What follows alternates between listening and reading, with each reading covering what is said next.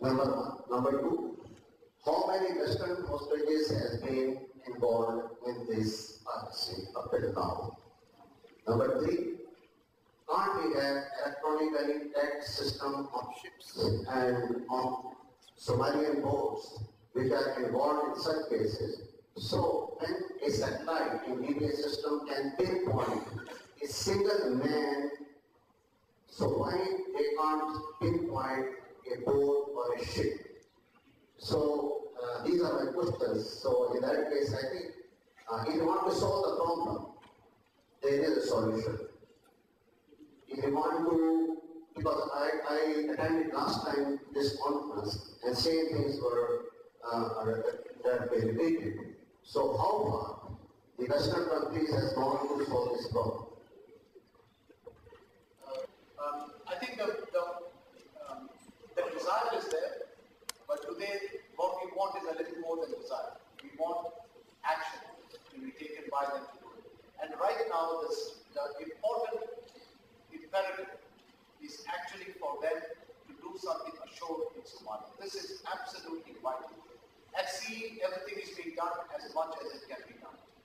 But right now, action must be taken ashore. And the mood is right. Because the Somali pirates are not very popular in Somalia itself. They have changed the way in which the traditional Islamic societies have operated very successfully in the past. And there is all kinds of problems coming with these young people with a lot of alcohol and various other vices which have come through piracy. So the mood is right in Somalia. If we can provide them help to set something up, the people will respond. And I think, therefore, it's important that action be taken in that way. Number of Western hostages, I think it is a function of the number of Western seafarers. And generally, there is far fewer Western seafarers than there are seafarers from countries like Philippines, India, Pakistan, Ukraine, and countries. These are the countries really providing the manpower into the merchant marine. And so it's natural that they are the ones facing this problem. A few Western seafarers have been involved, and they have gone through this process as well. And the last question is the electric tallying systems. There are ways in which ships' positions are tracked.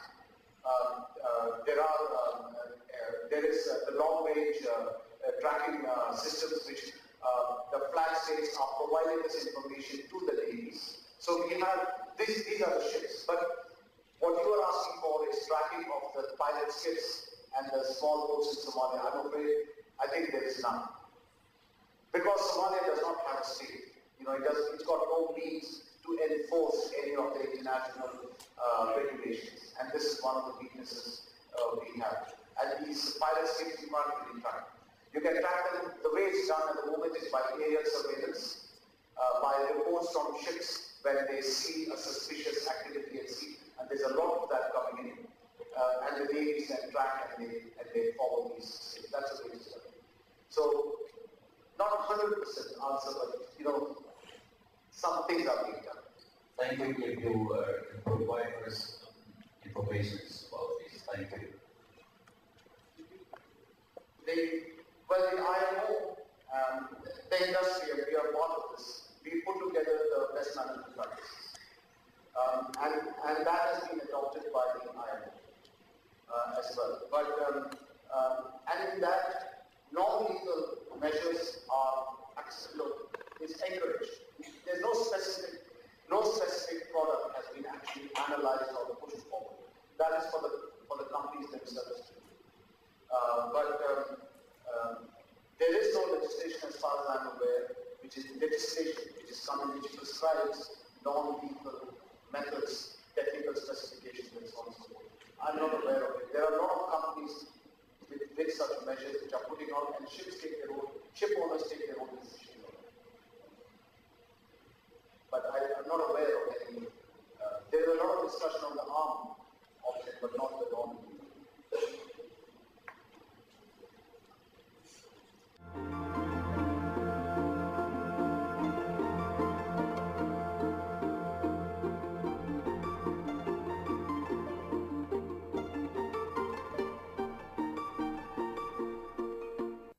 and gentlemen, Admiral Muhammad Asif Sandila, Nishan-e-Imtiaz Military, Chief of the Naval Staff. Bismillahirrahmanirrahim.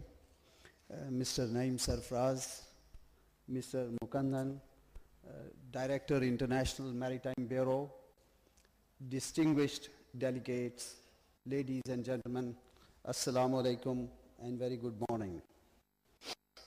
I'm pleased to be here to have been invited to inaugurate this seminar.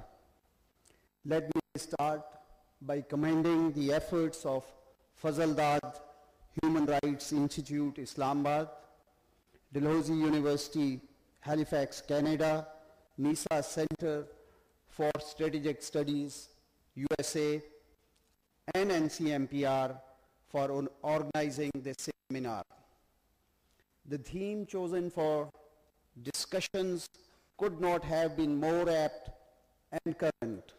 I am sure public in general and mariners like me in particular stand to benefit immensely from the deliberations, especially from eminent scholars who have traveled from far off distances to be with us today.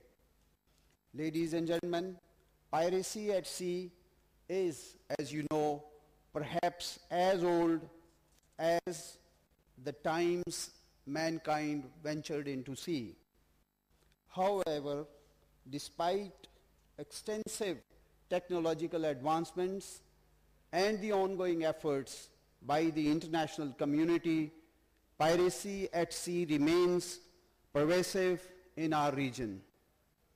During last 10 years, the international community has been increasingly concerned with the sharp rise in piracy in the Gulf of Aden and Somali Basin, using non-traditional tactics and innovative yet sedimentary ideas.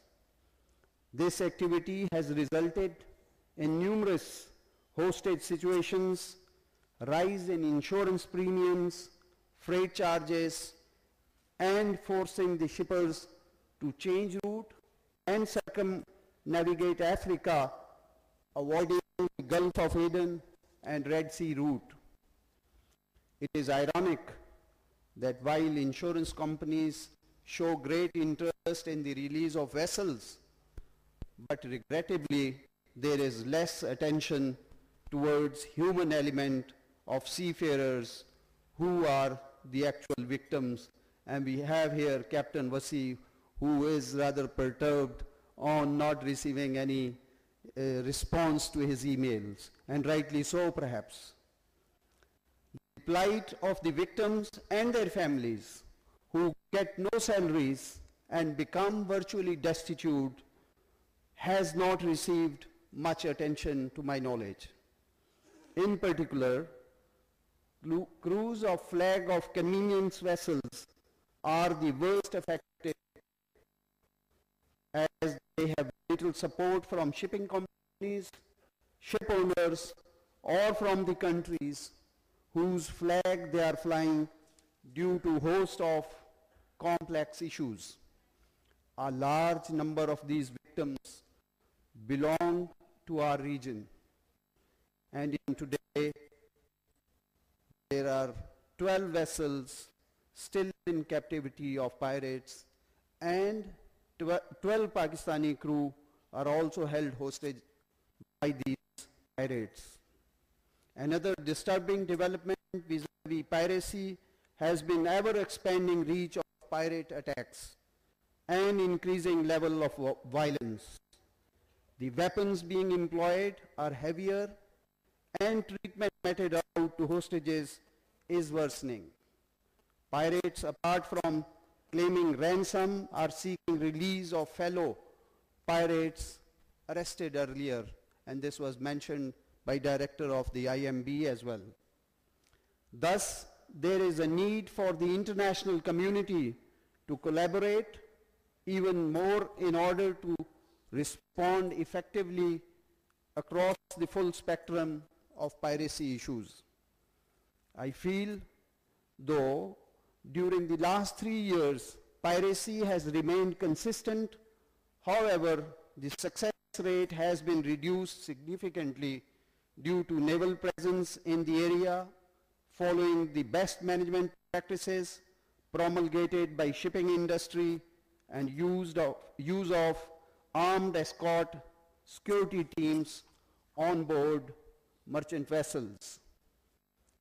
I am happy to see that there has been a declining trend in the piracy incidents in the region.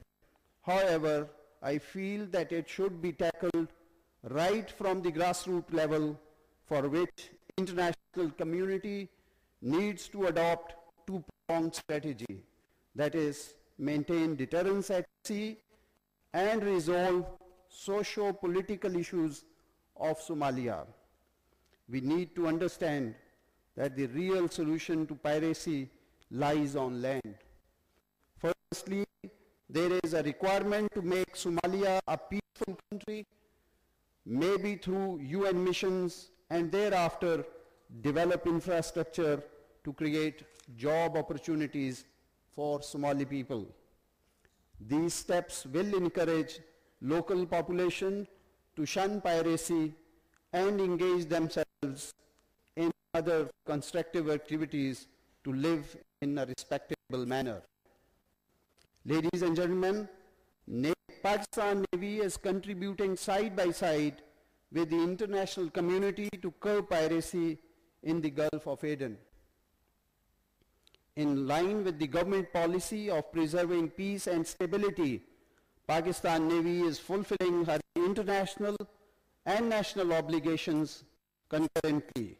USA, Dalhousie University of Canada, NCMPR, and notable experts from all over the world who have come all the way to provide input and support this event. In the end, I once again appreciate the efforts of all those who are involved in organizing this conference, which I believe will go a long way in finding ways towards eradicating this menace from the region. I wish you all the very best and hope that this conference will be great success. I thank you all.